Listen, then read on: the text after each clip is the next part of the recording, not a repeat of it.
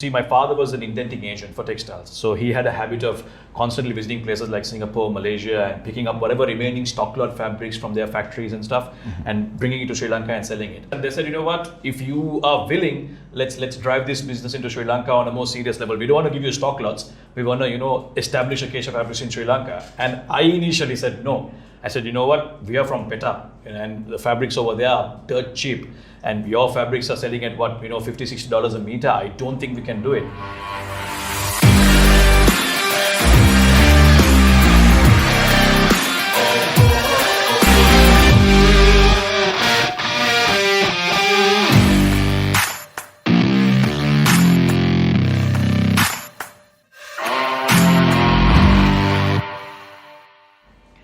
Thank you for joining us on the 7th episode of the Entrepreneur Wired podcast. Samir, just a quick introduction about Samir Yunus. Samir is the country director of Acacia Fabrics for Sri Lanka. He's also a cricket player. He has played cricket back in the days. I think you continue to play the sport and also cover the sport through the Papare.com and Sam's Perspective. And he is used to be a reporter at News First. So let's get straight into it. Samir, thank you so much for joining us here. And the first question we have for you is, Acacia Fabrics is a brand based in Malaysia. They are a premium brand and they are the largest distributor of furniture fabrics in all of Southeast Asia. How did you convince this brand about a viable business opportunity in Sri Lanka, and how did you land the agency? Well, thanks for having me, Abad. It's actually the other way around. They had to convince me. Oh, okay. And the reason for that is because, see, my father was an indenting agent for textiles. So he had a habit of constantly visiting places like Singapore, Malaysia, and picking up whatever remaining stock lot fabrics from their factories and stuff and bringing it to Sri Lanka and selling it. So when I joined my father's business after my news career, this is one of my first assignments. Go to Malaysia, meet this company, check if they have any remaining stock lot, and bring it back. So when I went there for the first time, when I met those people, the company representatives, they were quite impressed with the way I spoke to them, because I think from my family, I was one of the first to sort of, go to them, speak on a very corporate level, because obviously I had my News First background. Whereas my father and them, they had the more bazaar kind of mentality. So they would go, okay, what's the price? Get me the stuff, that kind of mentality. So when I went and spoke to them, they were quite impressed, and they said, you know what, if you are willing, let's drive this business into Sri Lanka on a more serious level. We don't want to give you stock lots. We want to, establish Acacia Fabrics in Sri Lanka. And I initially said no. I said, you know what, we are from PETA and the fabrics over there are dirt cheap. And your fabrics are selling at what, $50, $60 a meter. I don't think we can do it. So they had to convince us. They came down here, they showed us the samples of their fabrics. We visited a few furniture stores, we visited a few curtain makers, and I was surprised that, despite Sri Lanka not having any major brands of furnishing fabrics, in a way that worked out for us, because when we showed our fabrics, there was amazing response. They said, wow, okay, fabrics like this do exist in the world. So we showed it to them, and there was quite a good feedback. And obviously, initially, there was a bit of reluctance with the prices and stuff, because we started off selling at like $2,500 a meter, which was unknown in Sri Lanka. The cheapest fabric or the most expensive fabric in Sri Lanka at that time was 1,000 rupees a meter. So when you go out to someone and say, listen, I'm selling this for 2,500 rupees a meter, they were like, you know what, no go, we're not going to buy this, no customer is going to agree. But it took some time, and with a lot of conviction, it turns out Sri Lanka has a market for such branded, high quality lab certified fabrics. So yes, they had to convince me, and they did that through showing their quality products and visiting customers over here, and a lot of hard work, obviously, which led to us becoming the distribution agents for Acacia Fabrics in Sri Lanka. So when you said did you all visit together, or was it you who was going to all these interior designers and convincing them that this product is? Yeah, so when they were here early, we visited a couple of places. I just wanted to show them around what's the market like in Sri Lanka. Then when they got serious about the business, they sent us a few sample books and stuff like that. So then that was, I think, the most hardworking days of my life, of my Acacia life, where I had to literally, carry heavy sample books in my car, go from one furniture maker to the other. Some of them were very positive. Some of them have very harsh words to say. They were like, are you crazy coming and selling expensive fabrics here? Meeting designers, meeting architects. Was a lot of hard work. But I think looking at where we are now, it did pay off. So, I have to thank them for the trust they placed in us, obviously, because it's not easy to come to a country and trust someone so easily, especially our country is still considered a third world country, right? So for them to trust us and, say that, look, we want to drive this business through you. I think even today, if they look back, that trust sort of paid off. And, they're quite happy with the business that we have here. So you were mentioning about how Acacia Fabrics is a premium and a branded product, right? And you obviously came up with a lot of objections. You've met a lot of objections, and this is something entrepreneurs go through in general. There's a lot of objections you have to meet with X amount, or let's say hundreds of clients in order to convince X amount to come on board, and the same with investors and so on. What is your advice for entrepreneurs who are watching this to handling objections? How do you handle objections, and how do you bounce back from it? Well, first of all, you need to believe in your product yourself, whether it's a product or a service you're offering. Have firm conviction yourself that, you know what, this is it. This is going to solve the problem of customers. This product is going to be the next big thing in the market. Have conviction in yourself. And then when you've convinced yourself, then use all your abilities and your skills. You know, there will be people that will object. They'll say, you know what, this is going to fail. Drown out the distraction, drown out the noise. You keep working hard towards that. You know, just keep focusing towards the goal that, you know, I want to get this product out there in the market. I want to make sure this service is out there in the market. And, you know, use innovative ways. Go out there, reach each and every one. Don't be lazy to make that phone call. Don't be lazy to drive up to that person. Go out there, you know, have the guts and go talk to them. I mean, with my fabrics, as you said, they are lab certified fabrics which sell at a premium price. It wasn't easy. I had to pretty much, like I said, you know, go to every architect, every designer out there. I had to visit hotels and tell them, look, you know, we have these products. Don't go buy from abroad anymore. It's available here in Sri Lanka. You have to make that work. You can't sit at home and complain nobody's buying my products. You know, you need to go out there, make it happen. So don't ever give up. There's always that one door that will open up, which will lead to many doors, for sure. So you started off distributing in Sri Lanka, but unless I'm mistaken, you have now expanded into distributing internationally as well. Can you take us through that a little bit? So just to give you a background, Acacia Fabrics is part of a multinational called Brew Textiles in Belgium. So Acacia's parent company is in Belgium, in a place called Antwerp, called Brew Textiles. So they are the world's largest converters of furnishing fabrics. They've got a warehouse which can hold about 6 million meters at any given time, world's largest. So what they do is they have a system of selling via partners around the world. So their Southeast Asian partner is Acacia Fabrics, which is headquartered in Malaysia, who they sell through. So we come under them as a Sri Lankan distributor. So our liaison and our trading is all via Acacia, but our goods come directly from Belgium. So it's a Belgian fabric, it's a Belgian product. That's how we sort of market ourselves. So how they work is basically they come to us. Then they say, okay, we've got these new collections for the year. You need to now go out in the market and sell them out. So one of the things that we do differently, and we were the first to do this probably in Sri Lanka, is that we have a zero stock policy. Right? We don't hold any stock at all. What we have is beautiful sample books that present our fabrics in a beautiful manner. We put that out in the market. You know, we have a dealership system with some of the furniture makers, some of the curtain makers. So we give them these books, they show it to their customers, and then when they order, we make a commitment saying, okay, within 10 to 14 days, that was when he started, within 10 to 14 days, you have your fabric here. So they were like, how are you going to get it? Air freight. And then there were question marks. Air freight, isn't that too expensive? We actually did a study when we started this business. You know, if you're going to hold stock, if you're going to have a warehouse, if you're going to have people to cut and pack, if you're going to have electricity bills, if you're going to pay rentals, it's going to cost you much more, you know, to cover up your margin than getting it from air freight. And on top of that, you get it faster. You get it faster. Precisely. And when you're holding stock, you're limited, right? So you need to keep investing money, get as many designs as possible. So for example, if you're going to launch, maybe if you're going to buy a container with 3 designs and 10 colors each, you're limited to that. But whereas I have 50 sample books in front of me and I'm telling my customer, choose whatever you want, my Belgian warehouse has it.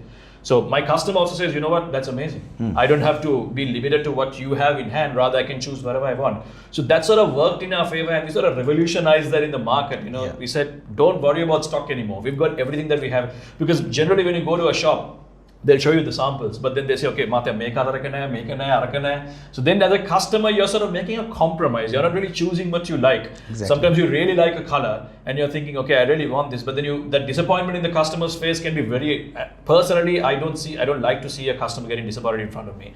So when I see that, it really puts me off. So to be able to give the customer that whole range of choice and say, you know, all of this is available, it's a very satisfying feeling. And even from the customer's perspective, and we are selling to very rich people. These are not ordinary people, okay? So our market is a very high-end clientele. And when they decide they want something, they want exactly. They want what they want. So when you give them that sort of really helps you to establish yourself as a brand identity. You asked about going overseas. Yes, we do have a distributing partner in Maldives, which I'm directly responsible for. I should travel there every every once in 3 months just to overlook things. But now don't need to do it so much because things are sort of settled there.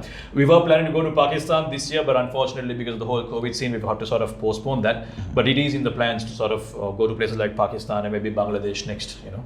Right. That's very interesting. You did the calculations. Air freight was a cheaper alternative compared to holding, Definitely. stock in a warehouse and the labor costs and everything else that was there. In addition to that, there was a customer satisfaction part as well because you were able to offer more options to them. So let's come a bit to your personal story now. Okay. Did you always know from younger days that you wanted to become an entrepreneur? No, I never imagined myself selling fabrics, especially such expensive fabrics. So I had this ambition as a childhood. I mean, you mentioned that I'm a cricket crazy fan, cricket enthusiast, right? So from my childhood days, even in school days, I had this mad love for cricket commentary. Right? So I would, listen to radio commentary in Sri Lanka. I would. There were days when there were matches. So Sanat Jayasuriya was the big thing at the time, right? So we used to secretly listen to the radio in school, trying to find out what the scores were and stuff like that. So I had this habit of sort of mimicking those commentators. Among my friends, I would read, repeat their lines, sort of add a few things, make fun of those things. So from childhood, I had this thing, and my friends used to encourage me, like, man, you're really good at this. So I had the thing, if there is a career path I want to take, I want to be a commentator. Obviously, it was just considered something out of the wild at the time because you can't just become a commentator. You have to, play cricket for your country or at least be known in those circles, be in the media scene and all those things. So that was my thing. But then again, as I grew older, that sort of phased out because I was playing the game. But, when you grow, your parents always like, find a job, do something useful, earn something. So soon after school, I had an ambition to go to Malaysia for university. That didn't work out because my father had a condition where he had this thing called muscular dystrophy from birth. So he had to sort of get support to walk around, right? As he aged, it became more difficult. So my mom's like, you can't go abroad. What if something goes wrong with your father? You need to be here. So I sort of gave up on higher studies. Soon after A-levels, I got this job at a soft skills training academy. And my boss there initially figured out that I wasn't happy doing this. Sometimes when you're doing a thing for the sake of it, people can tell, right? You're just monotonously going through But your heart is in there. Your heart is not in there. So one of the bosses there, one of the partners of that was a lady named Ain Shah Jahan. She's the wife of Shaq, the well-known Shaq on Yes FM. Oh, okay, okay. So she asked me, look, Samir, I can see that you're not happy here. What is it that you want to do? What has been your ambition? I said, ma'am, it's something crazy. She's like, no, you know what, just tell me. So I said, I've always wanted to be a commentator. I like to speak. I'm a people's person. I like to talk. And because of that, I've always had this, yearning to become a commentator. And I thought, what, she's going to be like, okay, you can't be that because you haven't played the game and stuff. He said, you know what? She said, I can't help you with that. But what I can help you is to get you into the media. And I said, how? She said, look, my husband works for Yes FM. And News First is part of, MTV Maharaja. And I know they have vacancies for news reporters. Do you want to give it a try? And I'm like, yeah, you know what? That might work out. Let's give it a shot and say, hey, young and wild and free, right? You're thinking, okay, let's just try things out. So I went for the interview. And it's funny because at the interview, there was Ravi Gamage, my good friend, one of my mentors. So he was the manager at Yes FM at that time, and he's someone I learned a lot from. He was one of the first to interview me, and you won't believe this is 2008. Mahinda Rajapaksa is the president. Okay, so one of the first questions was, so when you go into a news job, you're supposed to know things about politics, right? But I'm from international school. I don't know anything about politics. I'm just going there to become a news presenter. So the first question was, which party does President Mahinda Rajapaksa represent? And I'm like, clean ball, the first ball. I'm thinking, okay, what's going on here? But then I started thinking, okay, I said, he wears the red thing, so maybe that's JVP. I said that. Disaster. And Ravi was like, are you sure you're here for a news presenting interview? I said, look, you know what? This is new for me. I don't know anything about politics, but I know I'm a good presenter. So try me out. They said, you know what? Okay, fine. Come back next week. We'll do a screen test. And I don't know what happened. I went next week. They gave me a example news bulletin to read, and I read it. And apparently, the management was very happy with the way I presented it, and I got the job. It took me about a few months to learn the whole art of it because the first time I was facing a camera, the whole teleprompter scene, reading off the camera, it was innovative for me at that time. It was crazy. Like I was like, oh, so this is how they read news. Took some time, but I think, as far as I know, I was the youngest person to read MTV's primetime news, English primetime news, the 9 o'clock bulletin. And for me, that was an immense source of pride. And I was thinking, okay, so maybe this is my calling. I finally figured out what I want to be. Even while there, I always had this, yearning to try and do something with sports. So I used to always constantly go to the sports desk and find out what's going on. So there were rugby matches which they were telecasting at the time. I would try and get in there, do the pre-match show, post-match show. Although I still don't know half of the rugby rules. I was trying to sort of make a name in the whole sports scene. At that time, MTV wasn't covering too much cricket, so I did a few rugby things. I commentated a boxing match. Trust me, even today I don't know any of the boxing rules, but I managed to do it. Luckily, there was. I know a few people who do that. So luckily for me, there was a legendary boxing player next to me. I just kept asking him questions, and that sort of made things easy for me. But then, as the news career went on, I realized that maybe it's not the right thing, because it's not what I want to. It's not sports per se. It's more like journalism. And at that time, there was a lot of political animosity at that time. The whole, there were some ministers who were openly against Sirius and MTV News and stuff. So my parents also worried that, why do you want to work in such a risky environment? So there were a few question marks asked. But then I just batted on. I said, let's see where this takes us. So then with that, I got a job offer from Timex. You interviewed Asim earlier, which is the parent company of Avirathe. Yeah. That was a very good offer. I couldn't say no to, in terms of how much they were willing to pay me. So they wanted me to become the private assistant for their CEO of their BPO arm. They had a BPO arm called Timex BPO, which was taken over by an Indian company called Aegis. They were handling Airtel's call center. So they wanted me to become the assistant for their CEO, which I did for about a year. And I told them that, look, while I'm doing that, I want to do news as well. So I made an arrangement where I was full-time there, 9 to 5, and then I had to do part-time at news, 6 to 10. So pretty much whole day on the road. So 9 to 5, I finished my job, ride to Battala on the bike, come back at 5, straight to Vauxhall Street in the news studio, 6 to 10, leave home at 8 in the morning, come back home at 10 in the night. So it was the 9 to 5 job and then the news, so thrice a week it was the news.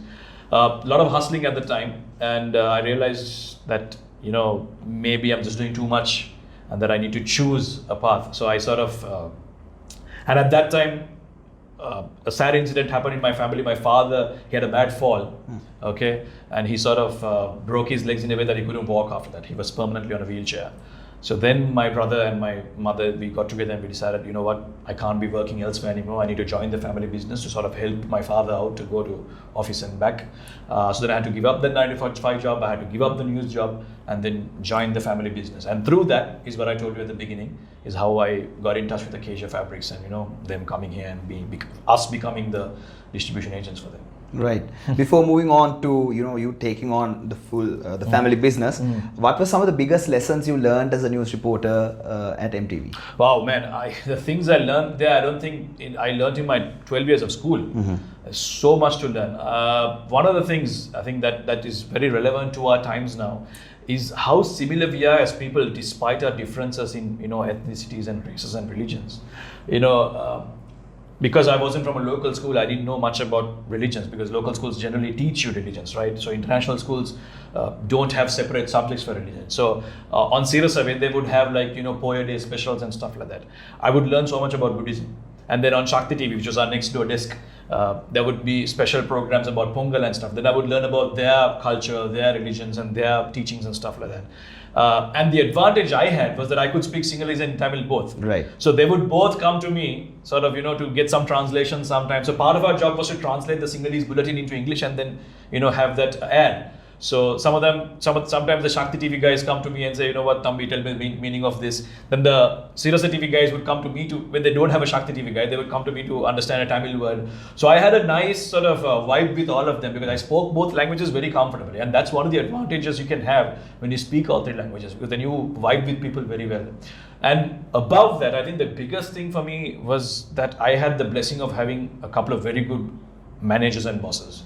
So my boss at MTV was Warren Jansen, amazing individual. I learned so much from him. He taught me the importance of perfection.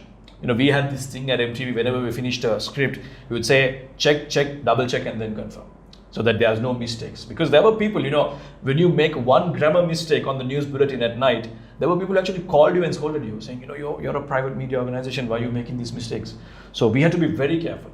So he taught me the importance of, being perfect in what you do. And at the same time, he was a brilliant leader. as a leader, he would, he'd understand each and every person. He would know what makes me happy. What sort of, drives me towards doing things, and we would have so many good times. And I think that's the greatest blessing I've had in my life, to have a leader like him. And then of course there was Ravi Gam again, the manager of SFM. So him and a couple of other producers like Sunesh, Shamir Rasuldin, who's still a newsreader. I think all of them have played a major part in sort of mentoring me into the person that I am today. It was just 2 years. But what I learned in those 2 years, I think it's enough for me to live my whole lifetime. Honestly. So let's speak a bit about your transition from being a corporate employee as well as a news reporter to becoming a full-time entrepreneur. That must have been, you had to make a few adjustments in order to fit into this new role. Can you take us through that transition? It was difficult. Because when you're used to a very corporate setting, and then when you go to PETA, which I did for a couple of years, before we got to Acacia, there was PETA. And when you're in corporate, you're talking purchase orders, you're talking invoices, you're talking very protocol related stuff. Okay, so when you want to order something, you do this, you do this, you do this. There's a set of protocols that you follow. But in PETA, it's not like that. They're like, okay, I want a container of that, get it done for me. That's how it is. There is no written document, there's nothing. So for me, it was very, like, how are guys even working here? So until today, I didn't quite understand how my brother and my father were doing the business in PETA. It just didn't make sense to me. I'm like, how are you guys doing this? This is crazy. But then that's PETA's way of doing things. That's how it is. You try to change that, then you're the one in trouble. So when this came up, the whole Acacia thing, I said, you know what? Let me handle this. So like I told you, they came down. And when they came down, they presented the samples to us. We had our discussions in terms of, okay, what kind of commissions, what kind of margins, and those kind of things. So my dad was the one who said, okay, fine, Samir, you're going to be the one handling this. We'll stay in PETA, but you can put up an office and see if this works out. Unfortunately, those guys were here, representatives from Malaysia. They came, we did all our research, and soon as they left, I think the next week my father passed away. Oh. So that was a big blow for me. I'm like, okay, now what do we do? Do we continue? Do we go ahead with this, or do we still, do I just join my brother in PETA and then continue the family business? And I have to say this, I think my brother has been my greatest pillar of strength in all my life, from my childhood, from my cricketing days to everything. He told me, look, Samir, don't worry about PETA. I've got this. Because he had almost taken over completely. So my father was also quite relaxed in the whole business. He said, look, this is something good. This is outside of PETA. We need to establish something. Let me handle PETA. Let me handle the business there. You start this and you have all my support. So I started it January 2014. The first 3 months, I'm going out, I'm giving samples, no order. I was on the brink of giving up. I said, you know what? This thing's not working, man. Nobody's going to buy expensive fabrics in Sri Lanka. Then in March, I got a call from Don Carolis, my first customer, and even today, a very good customer of ours. They said, you know what? There's this fabric that we want to order from your sample book. And I gave them the quotation, and they were quite happy with this. Like, we'll stay for 14 days. And at that time, the chairman there was someone who I still thank him, because he was willing to try out new things. Now, that's one thing in Sri Lanka we don't find. A lot of people don't want to think out of the box. When they're comfortable with something, they want to stick to that. You go to Moratuwa, okay, if you want to buy furniture, if the first shop has a particular sofa design, every other shop carries the same design. They want to copy that guy. They say, okay, if this is selling, I'm going to try and sell the same thing. But nobody wants to think out of the box and say, do something new. So I always tell them, look, that guy has a cheaper fabric. Why don't you try my fabric on it? It's going to multiply the value of your sofa. Now, convincing them to do it was very, very, even today, I don't have many customers in Moratuwa, because that whole mindset is about, okay, let's try to be the cheapest. But our customers are the ones who make custom furniture, high-end clientele. So it took a long time to convince people, and that was a lot of hard work. I was on the brink of giving up, but then from the time the first order came up, then it was one after the other. When you sell to one person, you always use that as a reference, right? So say, okay, Don Carolis buys from me. So then you go to Masterpieces, then you go to Mahogany Masterpieces, then you go to D-Mart, you go to all these clientele who are right now some of our best customers. You use that word of mouth reference. And even today, when we meet a new customer, we say, you know what, most of Colombo's furniture makers buy from us. Why don't you want to try it? Yeah. So that's it's like a bubble effect. One success leads to the other, leads to the other, leads to the other. And today, I think I can comfortably tell you that we are Colombo's most preferred fabric supplier for furniture. It was a tough journey going from corporate to being a full-time entrepreneur. There were so many adjustments and difficult decisions I had to make. I had to be the leader of a team. I had an accountant, I had a sales guy, I had a whole delivery team, logistics and all of that. But I think my years at MTV, the grooming there and the lessons I learned from there, and also of course learning from my father and them, it really helped me sort of, establish a proper company over here. And of course, support from our suppliers, our principal company, that goes unsaid. They used to come every once in 2-3 months to, teach us, basics about the fabrics, how to educate the market, how to tell people, how to convince people. All of that really helped me sort of, help the journey become much more easier than I thought it would be.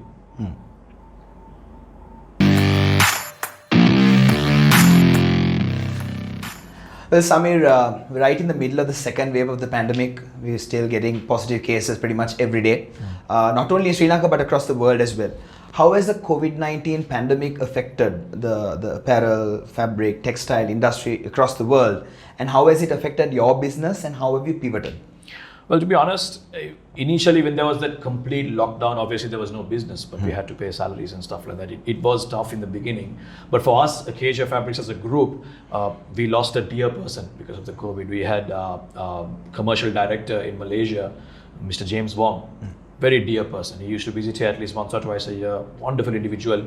He passed away because of COVID. So it was a tough time for us as the Acacia family, because Acacia Fabrics is in Malaysia, Singapore, Thailand, Vietnam, Brunei, Sri Lanka. So we meet at least once or twice a year for like sales conferences and this and that. So we all sort of became like a family. We all knew each other very well. So when one person gives birth, there's a celebration. When someone passes away, there's like that collective mourning. So yes, we did go through that. But in terms of business, if you ask me, in terms of trade itself, obviously, like I said, the first couple of months were difficult because there was people weren't stepping out to, do any, buy any fabrics or anything of that sort.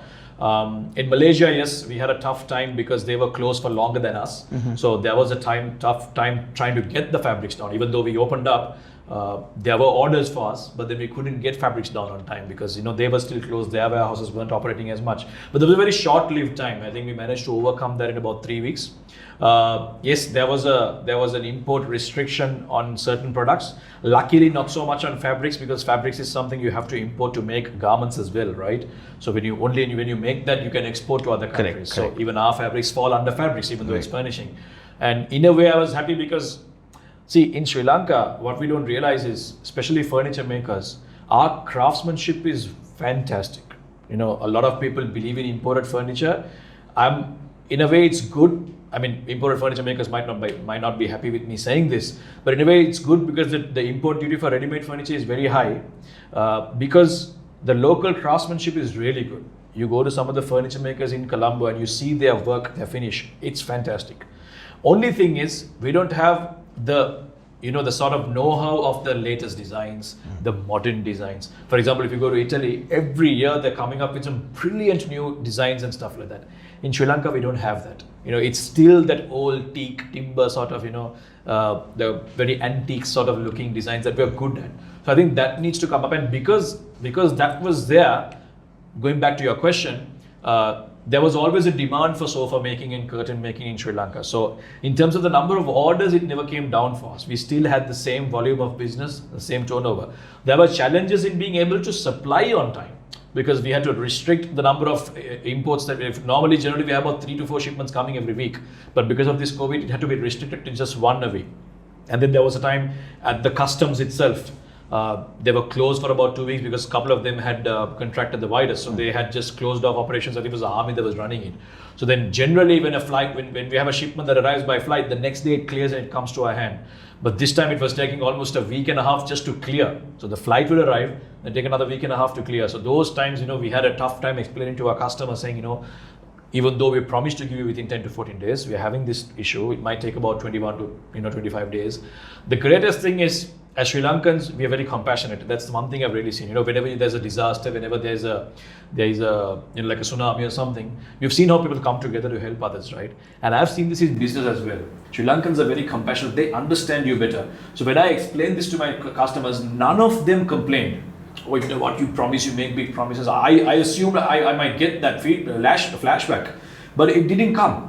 I was expecting, a big backlash saying, they're going to be like, we're not going to buy from you hereafter, you're making fake promises. But all of them were very understanding that, we understand the situation. We know it's a tough time. Just give us the fabric as soon as you can. No pressure.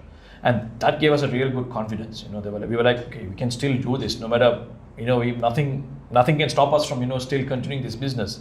So in terms of trade, it was a bit challenging initially when the lockdown opened up. But honestly speaking, I mean, it's not a habit of people to say good things about business in these bad times, but our business sort of benefited from it in a way that, like I said, our customer base is very high-end clientele, right?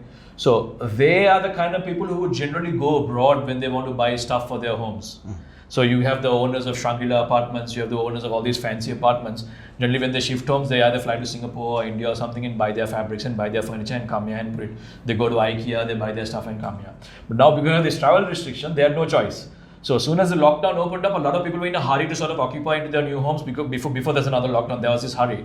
And because of that, we saw that, orders were just piling up. Surge in demand. Suddenly, customers who we never heard of before are now coming and asking us, do you have this, do you have that? That means they were looking for good quality products in the market.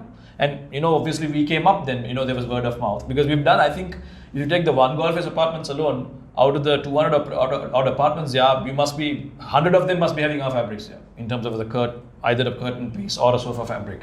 So when you do a few houses, like that word of mouth spreads, right? So we realized that, okay, because all these high-end clientele aren't able to go abroad and buy these things, they are now looking for it locally, and they realize that, okay, locally also there is a product available, there is a branded lab certified fabric available. So it sort of turned in our favor in a way, and we saw that our orders were surging. There was a very high demand. For the first time we realized that, okay, we might not be able to fulfill some of the orders. Oh, really? But on the other hand, but that's a good problem to have. That's a good problem. That's a good headache to have, like in cricket, But there was another problem. There was the only way I think we got affected really was the fact that we stopped getting orders from the hotel sector. Oh, okay. Because tourism was really badly hit. We were supplying. So hotels have this thing where every 3 years they renovate. They do changes in their, their furnishing fabrics and stuff like that. So obviously because of this, a lot of existing hotels we stopped getting orders. We've serviced a lot of hotels. Obviously some of the newer hotels. We are working on like ITC and stuff like that. Hilton we are still supplying because it's an international chain. They anyway have their fixed budgets, right? So they anyway do those changes, and their requirements in terms of certifications is much high, which no other fabric supplier in Sri Lanka can meet. We're the only ones who have those like fire retardant certifications, for example, for all the fabrics. So we're still able to supply to them. But we did miss out on a lot of hotel orders because they cut back on their budgets. Newer hotels, they reduced their budgets because they were uncertain about the future. So that sort of, I think about 20% of our business was from that, and that sort of completely got cut off. We stopped getting orders from the hospitality industry, but in terms of residential and commercial, there was a serious surge. And I think that sort of helped to cover up the losses that may have arisen from the hotel sector. So honestly speaking, it would be wrong for me to complain that business was bad in the COVID-19 times. Who knows, it could have been better, but I'm not complaining. I think I'm quite happy with the way things went and are going. But in spite of losing 20% of your income through hotel, the hospitality industry, year on year you still did better than last year when it came to overall sales. Honestly speaking, our turnover every month just kept increasing over the last few months. And again, not that I'm boasting, but I was also honestly surprised. So then we sort of did some research and we asked some questions from our customers, like what's going on? Like when I say customers, I mean the furniture makers and these people.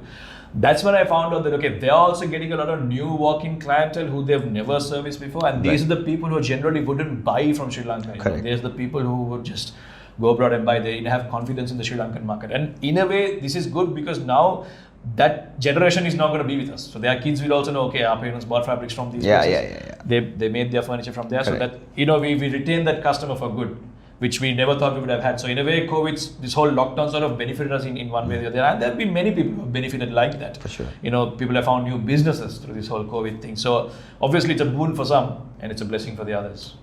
Yeah, like if you look at the import businesses in general, however, have been somewhat adversely affected during the last couple of months due to various things like exchange rate fluctuations and the temporary import ban that we had for a couple of months. So how has that affected? Like, can you elaborate further on those challenges import businesses face? It depends on the kind of item you bring down. So obviously, when it comes to things that were put on a temporary stop ban, those businesses must have struggled because they can't bring down stuff and service. Like I have a friend who's in the industry of baby care products. He can't get down stuff, and that's really affected his business. The guy is, he's going insane by the day. Like, what am I going to do? Of course, yes, dollar rate fluctuations affect us a lot. because we get shipment by shipment, right? It's not like we bought 3 months ago and then we have to pay at the new rate. We get shipment by shipment. So every shipment we import, the prices just keep getting higher. Yeah. But we have a fixed price to our customer and we try not to change it as much as possible. Maybe once in 2 years we do a price increase depending on the situation. So yes, over the last year, we've definitely lost a lot of money in terms of sending payments to our suppliers because we've had to sort of, cover that deficit because we gave our price list to our customers last year. And that was when the dollar was based on like 180 something. But now the dollar is like 195 something. So obviously we lose a bit of money, but at the same time, I don't mind that because we've had, like I said, we've had a decent number of orders coming through. So we sort of can cover it with that. And I don't want to increase prices just because the dollar has increased. It's unfair by our customers as well because they work very hard in promoting our brand and our fabrics. So right now, maybe not, perhaps who never know. I mean, if the dollar just keeps increasing like this, we'll be compelled to increase our prices further, which we are already the most expensive fabric suppliers in Colombo.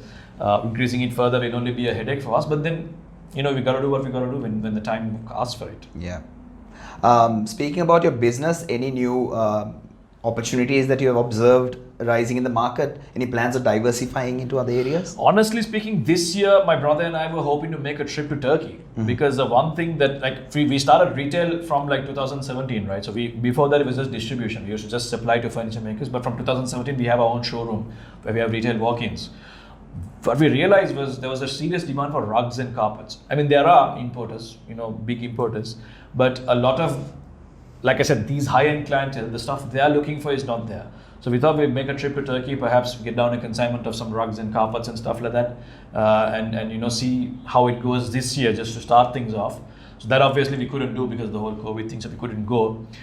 We did get into bed and bath linen, bed sheets and towels and stuff like that. Didn't work out too well for us because again it was too much of a diversification for us. That's a whole different industry and there's a lot of players in the market. We didn't want to put too much time and effort in that also because then it sort of disturbs our business here. So we sort of gave up on that as well. But rugs is something definitely we're looking at. Maybe next year a trip to Turkey with some, have some nice kebabs and source some nice rugs. That's good to hear because I think it's important for businessmen and also not only businessmen, any individuals to have multiple sources of income, especially in a case like this where we had a crisis. If your income stream gets hit, whether it be at an individual level or a business level, you can always turn to that. So it's good that you keep experimenting on it. Can you maybe elaborate just a bit further on that, on why it's important to diversify into other areas and how do you basically see what are the good opportunities? How do you distinguish between potential opportunities versus high risk and not so good opportunities? Well, the thing is you have to be constantly knowing what's going on in the market. That's why I think you need to, even though you're comfortable with your business, you need to be on the go. Don't sit back and relax. This is something I do every once a week. I take a time out. I visit as many of my customers as possible. Sometimes, there's like a check of 15,000 that needs to be credit. I tell my guys, I'm going because that gives me an excuse to go and beat the customer. Yeah. I came to pick up a payment and then we have a conversation. So important thing is educate yourself about the market. What's going on, what are the trends, what are people looking for? Constantly ask these questions, what's going on? And then sort of figure out, okay, in terms of the expert. Now, for example, my expertise is interiors. If you ask me, I'm not an interior designer, but because I've been selling fabrics for so long, I know, okay, if you put up a sofa here, which is, like a yellow color, it just wouldn't go with the interiors here. So in that way, use your expertise to see how you can fulfill some of the gaps in the market. So like I said, rugs are some of the gaps in the market. Is a gap in the market that I see. Maybe it's not, but at least from my perspective, I feel there's a demand for good high quality rugs over here, right? So just like that, in your business, if you think that, okay, there's a certain product you're doing and then there's a product related to it that there might be a gap in, try pursuing that. But at the same time, make sure you don't put all your eggs in the same basket. Yeah. Keep that as a side thing. Don't make it as equal to your main business because your main business will always be your main business. That's what's bringing you the bread and butter to your home. But this is something you try out, and if it goes well and if it's succeeding, then keep investing in a bit more and slowly making it a more established business. So it's really about going out there and finding out what's the need of the market, what the gaps are, what are the custom pain points. Now this is something people don't realize. Why do you think people constantly complain about service in Sri Lanka? That's something you always see, right? We don't get good service. We never get good service. Because I always feel that, whenever you're selling something, especially when you're in retail, put yourself in the customer's shoes. Okay? If I am the customer here, what am I looking for? What are my pain points? What is convenient for me? right? So again, in my business, in fabrics, for example, one of the pain points is that especially high-end clientele, they don't want to compromise on what they want. They want what they want. They decided I want a blue color, they want a blue color. And that blue can have 50 shades, like 50 shades of gray. There can be 50 shades of blue that they're looking at. That one particular shade is what they're after. So if you're unable to give it to them, then that's a pain point for the customer. Try and close that pain point. Okay? Same thing, what we've done at Brew Textiles, our parent companies, sometimes when you look at a fabric, you think, okay, it's going to look, this is what I want on my sofa. But one of the pain points for the customer is to imagine it. He needs to imagine that fabric on the sofa, he or she, right? That can be, some people are creative enough to imagine that, but that can be challenging for some others. They are very unsure, okay, will this look good on my sofa, will this not? So what we did at Brew Textiles, we made a digital twin of each and every fabric of ours, okay? And then we put that on 70 different furniture models. So we have a system I can show you later on off air. So you go to our platform, okay, you select any, for example, if you've got 500 different designs, you select, each design has about maybe 20 colors on average. So we've got about 18,000 SKUs. You click on any one of them and you say, okay, I want to see this on an L-shaped sofa, I can show it to you. So we've got the digital twin of it. So we sort of close that pain point. And now in our showroom, if you come, we can show you there's a massive TV screen. Whenever a customer selects something, it's like, ma'am, would you like to see how this looks on your sofa? They're like, what? You can show me? Because that's an experience they won't have any other fabric store they walk into. So when you can close that imagination gap, I'm just giving you an example from us. If you're able to close that imagination gap, for the customer, it's a brilliant experience, and they're going to go to every friend of theirs. They're going to go to every relative of theirs saying, you know what, when you're buying fabrics, go to Acacia, man. It's such a wonderful experience. So you give that experience to the customer. Make yourself so different in terms of how you service. And I always tell this to my guys. Service is number one. In Sri Lanka, even if you have an average product, if you're providing a very good service, your customer will come back to you. So you're going the extra mile for the customer at all times. And that's the reason why you're. Trust me, yesterday on my way home, I had to, my wife, it was my wife's birthday yesterday, and her friends had organized a surprise party. On my way home, a customer called me, said, you know what, I'm at home, can you come and take measurements? Now, I am a boss of a company, I don't generally go for measurements, but I went. Yeah. Because I knew my guys were busy. So you can't have pride and ego and say, oh, you know what, I don't take pay tapes and go and take measurements. So you go, because sometimes the one word that customer might say, it might open up a host of opportunities for you. Go out there, go to the customer's home, see how they're living, imagine, put yourself in their shoes, empathize, sympathize, do these things. That's when you learn about the market. So one thing that really separates successful businesses and entrepreneurs from the ordinary is that they never settle for anything, Of course. So in spite of everything that you're doing, is there anything that you would like to do, or rather you think that you could do even better? Like something that comes at the top of your mind, but you're unable to cater it due to various circumstances at the moment. Well, I wish I had more time in my hands, because I really want to, maybe not now because of the whole pandemic scene, but if this could be facilitated for me, I'd like to go to every single hotel that exists in Sri Lanka. I do a road trip from Colombo all the way down up to Jaffna, come down. I want to visit every single hotel that I think can afford my fabrics, not every single hotel out there, literally, but at least the 3 stars and above. I want to show them the solutions that we have, because one of the most difficult things to do is to reach your customer. We are in the age of social media, but our clientele is such that they are not the 20-year-olds or the 25-year-olds. They are the 35 to 40-year-olds who are the decision makers in the house, who have the financial capability to make that decision, okay, whether we are going for 1,000 rupee fabric or we're going for a 3,000 rupee fabric. To reach them is a very complicated thing, because they are neither too much on social media, nor are they too much on traditional media. They are right in between somewhere. So to reach them is very difficult, right? Even though at a certain level, we've managed to do it through word of mouth, through designers, through architects, we've done that, but it's the hotel sector that we really struggle to reach. Because hotels have a lot of complicated protocols sometimes to sort of get in as a supplier. So what I want to do is we have this fabric called FiberGuard. Okay, it's a sofa fabric, so it's a stain-resistant fabric, and it's every housekeeper's dream come true. Okay, for example, you go to a hotel, you check in, okay, and you're checking out at generally about 12 o'clock, and the next guest comes in at 2 o'clock. Okay, 11:45, you ordered a coffee, you sat on your chair, and you spilled that coffee. Okay, and you're checking out at 12. You're going to tell the housekeeper, look, I did this. Now that guy has 2 hours to get rid of that coffee stain, okay, before the next guest comes in. That's a nightmare for the guy. Yeah. Right? But we have a fabric called FiberGuard. It's a stain-resistant fabric. Anything that spills on that fabric, and it's beautiful. It's not like it's a plastic or anything. It's soft, velvety. There's like over 100 designs in it. Anything that spills, whether it's wine, blood, ketchup, coffee, we've done it with 70 stains. We've tested it with mud, urine. Okay, I'll be open enough to say it. it spills on that fabric. All you have to do is just take a wet cloth, wipe it, and the stain goes off. I have this amazing product, but unfortunately, a lot of people don't know about it. So I want to go, like you said, if I could do something, I would go to every hotel and show them a demonstration of this solution that's there. Show them why it's such a wonderful product. Yes, it's slightly higher priced than what's in the market, but there's a reason for it. So that's something I wish I could do.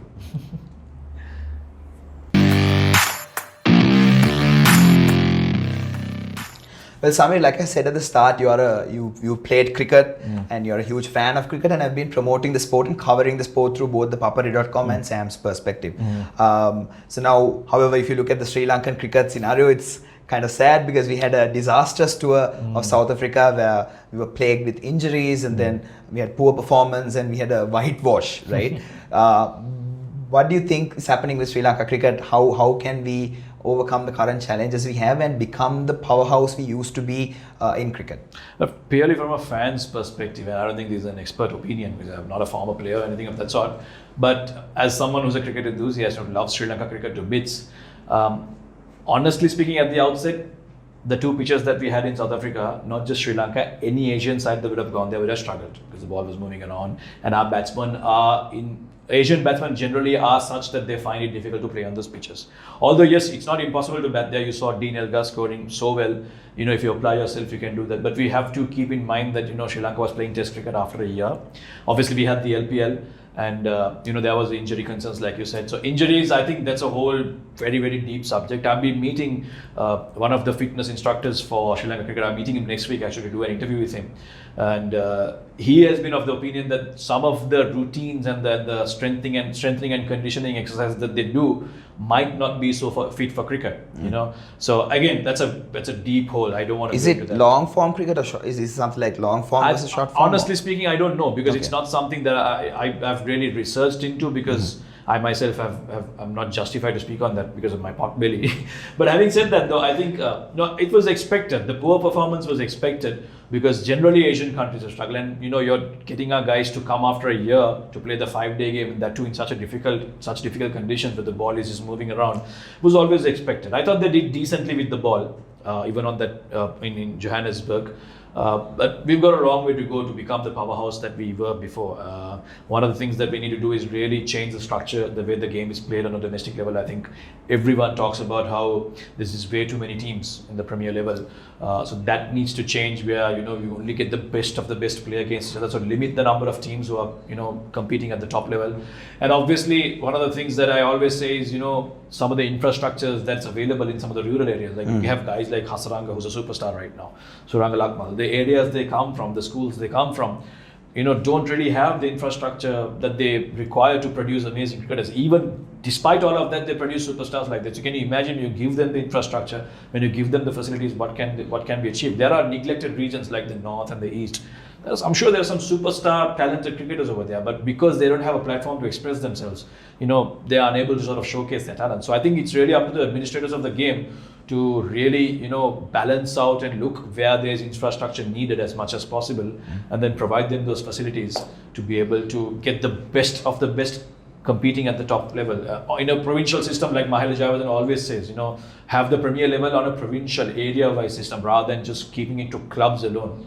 Because it's very few lucky guys who can afford to come to a club, settle down in Colombo and then play continuously for that club. You need a lot of support and support and sort of luck to be in such situations. But not everyone can afford to do that.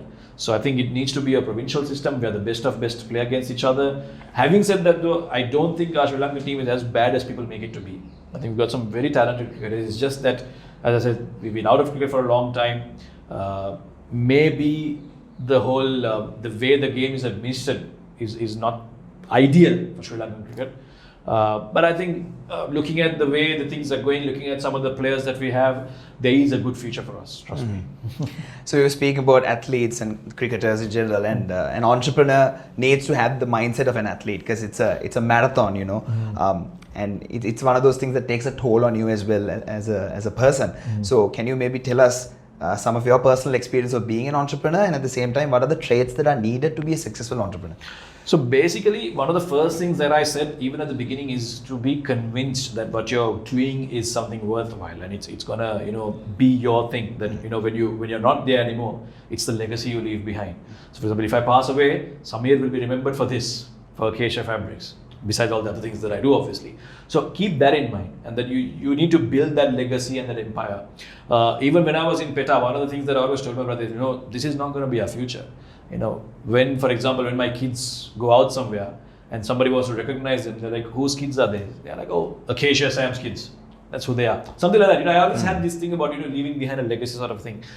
To do that, again, so be convinced about what you want to do. And besides that, I always say this to people, we have this ugly habit of listening to motivational speakers and getting into this whole hustle mindset. Oh, I need to work 24/7. I need to be out there doing things all the time. Half the time, we don't know what we're doing. Okay? Figure out a routine for yourself. Okay, when I wake up, these are the things that I'm doing. Most important thing is find that balance in time. You can have all the money in the world by doing all the things that you think will make you money, but eventually, if you're not going to have the time to spend it on your family or on yourself, and be in that happy place that you always are. If you ask me what's my happy place is to get wickets when I'm bowling. And the joy that gives me, I don't think anything gives me that kind of joy.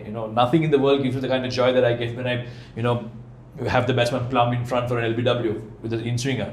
That's joy for me. That's the definition of joy for me. So like that, I'm sure each and every person has that little thing that that just explodes their testosterone levels, that makes them really happy.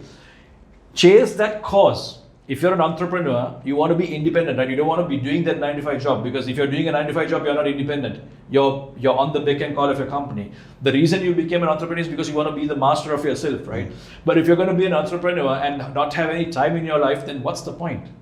You're busy chasing money, but then you're not doing anything behind it. Chase success, it's good, but be disciplined in doing that. Find the balance between spending time being an entrepreneur and also at the same time give quality time for your family.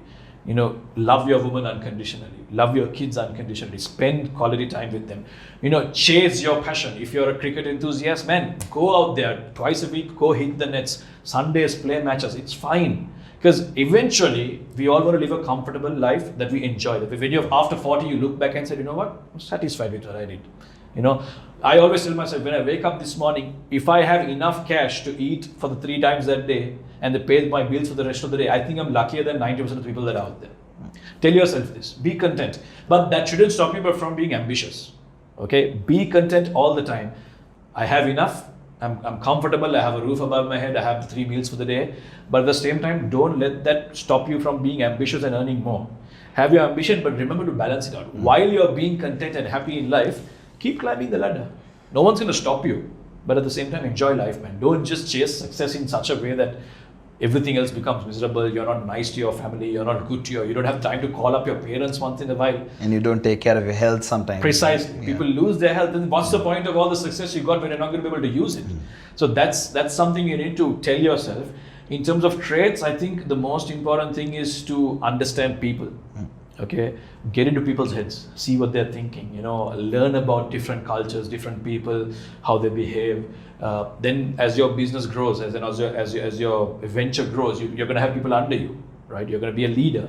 And I think for your business to go from A to B and to go that long journey, how you handle your team plays a big part. Your people are your number one priority, because when you're not there, your people are representing your brand. And if they give the wrong impression, you're losing your customers, you're losing value. So you need to take care of your people. You need to make sure that they're happy, that you pay them well above market rates, and that they too believe in the business like you do. Right? When I hire people, you can ask all my employees, when I hire them, I said, you're not an employee, you're a partner in the business. Because when something goes wrong with the business, you're also feeling the loss of it. Not that I cut their salaries or anything of that sort, but I tell them to think that way. So when you're looking at cost cutting, think of it that, okay, if I cut this cost, it's good for the company. If you're thinking of maximizing profits, think about the company's perspective. Don't think just about your commissions. And if you do that, sort of build this, family culture even within your workspaces. Have this thinking that we are all in this business together. It's not mine or it's not yours, it's ours. I always tell this to our team. Acacia is not my brand, Acacia is not your brand. It's our brand. So anything you do, even while you're not at work, when they wear the Acacia t-shirt and come to office, I tell them, even when you're coming in your bike, be a good example. Don't overtake in a crazy way and let someone scold you, because they might not remember your face, they might remember your t-shirt. So place your brand value very, very high and drive this into your employees.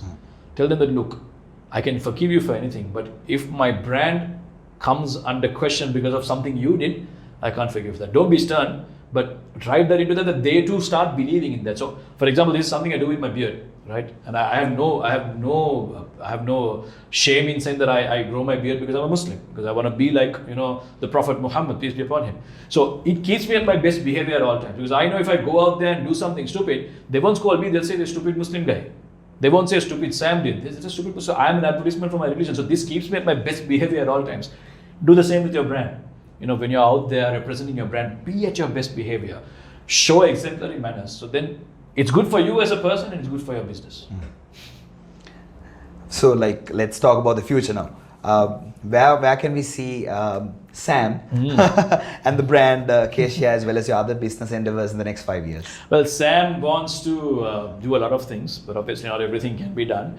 In terms of brand itself, I think I'm very lucky that I have a brilliant team that is helping me run the business. Especially my elder brother, he's now taken over a lot of responsibility, because he also sort of we didn't close the business in PETA, but we sort of minimized operations there. That's sort of running on autopilot mode. But he's also now fully focused. He also believes in the brand big time, just like I did at the beginning. And because of him taking over a lot of responsibility, now we are equally sharing our responsibilities. And because I have a brilliant team under me, there are a lot of things that I can do on a personal level, like my Sam's perspective and things like that. 2 years ago, I went and spoke to the Papare.com. I said, listen, I want to get back into the whole media scene. So they really believed in, and they gave me this whole commentary stints and stuff like that. And they were also quite impressed with the way I was doing things, and this whole cricket show thing. Obviously, finding that balance is difficult. Sometimes you're taking off time from your work to do these things, but because I've built my team and I've built my brand in such a way that I don't really have to be there all the time, I'm able to follow my passion to a certain extent. You said you watched some of my videos. Yes. So these are things that I'm now finally, after all these years of establishing the business, I'm sort of having the time to take time out and do these things and follow my passion, which is being. If you ask me 5 years from now, where do I want to be? I want to be an international sports presenter. Will that happen or not? It doesn't matter. I don't know, because I'm not depending on that to be financially, active. I've got a business running. It's bringing the bread and butter to my home. So I'm comfortably, I'm content with that. But if there's something more I could do, yes, I want to be an international sports, specifically international cricket presenter. Something like what Harsha Bhogle is. He's my mentor, man. He's the guy I look up to. So yeah, if you ask me what I want to be, I want to be him in the next 5 years. That's very interesting to hear, and hoping to see you on the big screen commenting at the Sri Lankan match, commentating rather. Well, that ladies and gentlemen was Samir Yunus, the country director of Acacia Fabrics. He's an entrepreneur, a cricket enthusiast, as well as a media personality. At our next episode, we'll be catching up with Rohan Jayavira, who is the co-founder of Antira Solutions. This is the Entrepreneur Wire podcast. Stay tuned with us and subscribe to our YouTube channel, and I'll see you again soon.